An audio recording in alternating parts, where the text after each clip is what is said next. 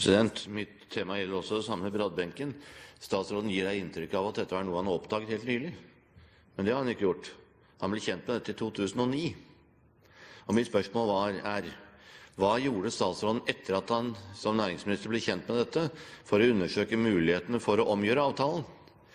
Han må jo ha gjort betydelige undersøkelser, siden han da i februar i år, altså en god tid etterpå, til VG uttalte seg slik at han ble oppfattet som at dette var en avtale han ville gjøre om, altså uttrykket fillerister selskapet. Mitt spørsmål var, hva har statsråden gjort fra at han første gang oppdaget dette, til han til VG filleristet selskapet, til i dag, de årene som har gått imellom? Statsråd Giske.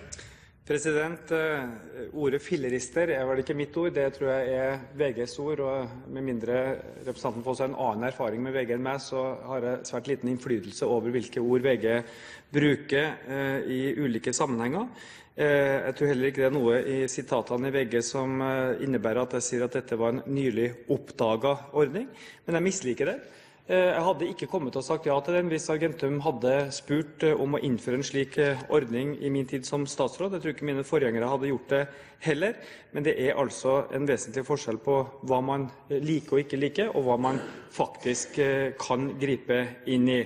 Og det er også uriktig, som representanten Foss ga inntrykk av i sitt saksordførerinnlegg, at vi har politisk behandlet og godkjent denne ordningen.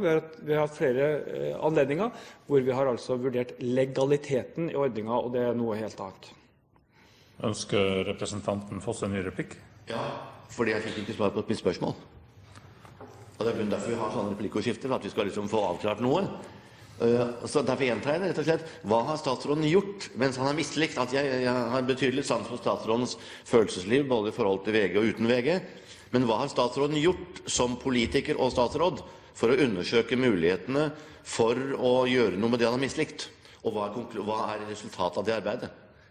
Statsråd Giske. Jeg er veldig usikker på om hensikten med replikkveksling alltid er å frambringe ny kunnskap, for dette spørsmålet stilte også representanten Foss under høringen da vi hadde dette, så kunnskapen er allerede kjent, nemlig at vi ikke har bedt Argentum om å gjøre om ordningen, nettopp fordi at det var en ordning vi hadde arvet, som innebærer også formodentlig privatrettslige rettigheter for dem som har oppnådd denne ordningen, og at vi måtte antagelig stå overfor et krav om kompensasjon hvis det skulle bli omgjort. Derimot sa vi nei da Investinor spurte om å få en tilsvarende ordning, og vi hadde sagt nei dersom Argentum hadde kommet med en slik ordning i dag.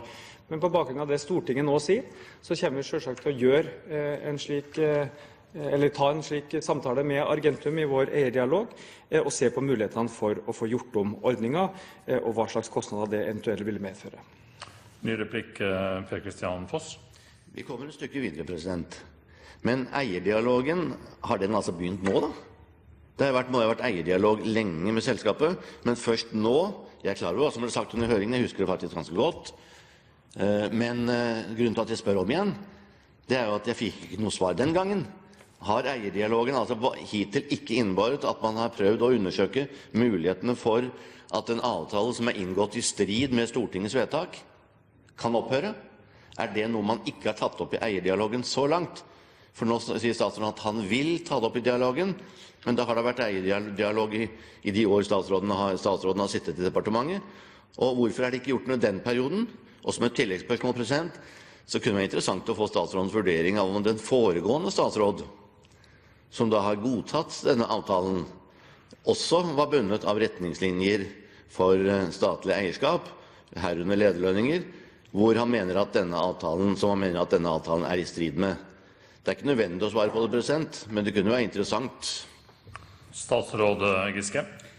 Jeg må nesten få lov til å korrigere litt på det inntrykket representanten Foss skaper. Han sier at avtalen var inngått i strid med Stortingets retningslinjer.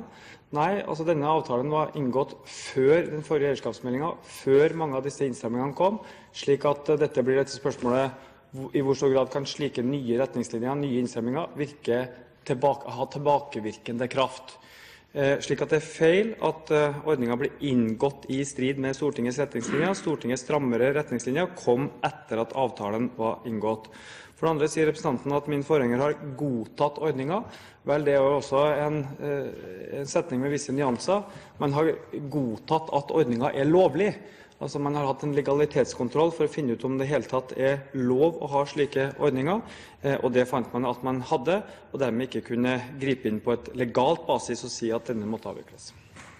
Da ny replikk, Foss. Ja, jeg stiller jo igjen spørsmålet. Hva har statsråden gjort i den eierdialog som har vært med Argentum hittil for å sørge for å undersøke mulighetene for å bringe en avtale til opphør? Det er ikke uvanlig, selv i privatrettslige sammenhenger, at avtaler kan bringes til opphør. Kompensasjonsspørsmålet er vel et spørsmål om man ønsker å beholde de folkene man har. Men dette er et marked hvor folk skifter jobb ganske hyppig. Så det at man ikke er ansatt til evig tid, er ikke nødvendigvis en svakhet i dette markedet, i alle fall. Så mitt spørsmål er igjen, hva har statsråden gjort i eierdialogen for å kunne iverksette et vedtak som bringer selskapet i pakt med hva Stortinget mener? Statsråd Giske. Nei, det som skjedde var at man tok til etterretning at denne avtalen var inngått før før departementet overtok eierskapet av Argentum, før Stortinget strammet inn på retningslinjene.